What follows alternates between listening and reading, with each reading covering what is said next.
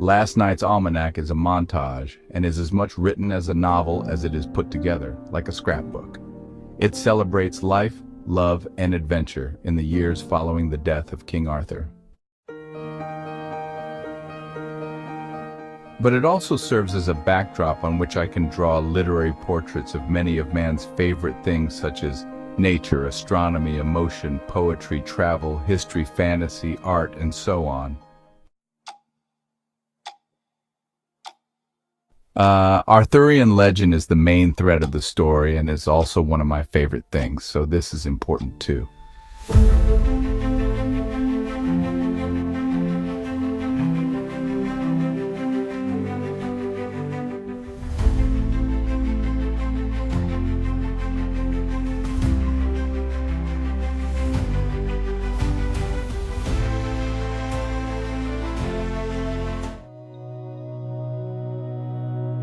So how can a man of action reconcile the fact of writing a book, which is a passive activity, against the fact of the very adventurousness that the book advocates and celebrates to excesses of romanticism?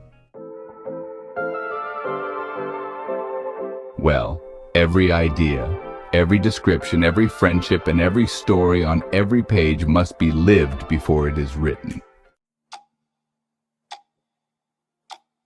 Oh, of course, there can be some exaggerations and dreams woven into reality's fabric, because many dreams do come true.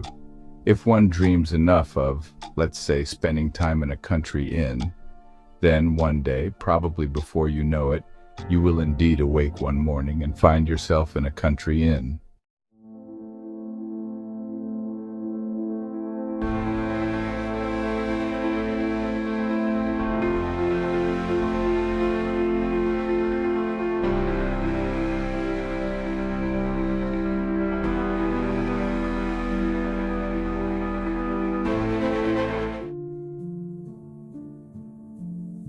So anyway, most stories are lived, if not by me, then by someone close to me. Years in the making, the book is a result of countless hours of thinking of ideas, living or observing or being party to the stories, endless searching, editing, and copying.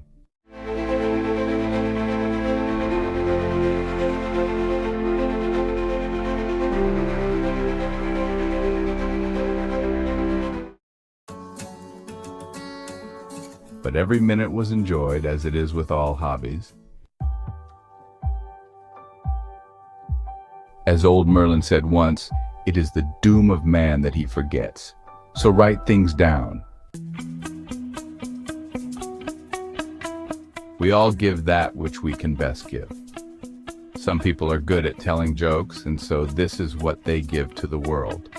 Many give their time to causes, their love and friendship, or even money. We all have different things to give to the world. So give what you can, to me, to everyone, so that the world will become a better place, so that one day we can, possibly with Merlin's help and that of the once and future king, replace the apple on the tree whence it was so hastily taken so many years ago in the garden of our birth. And yes, it's true, but only if you wish to believe it, that I unearthed these chronicles from an iron box that was buried 1400 years ago under the Abbey of Glastonbury.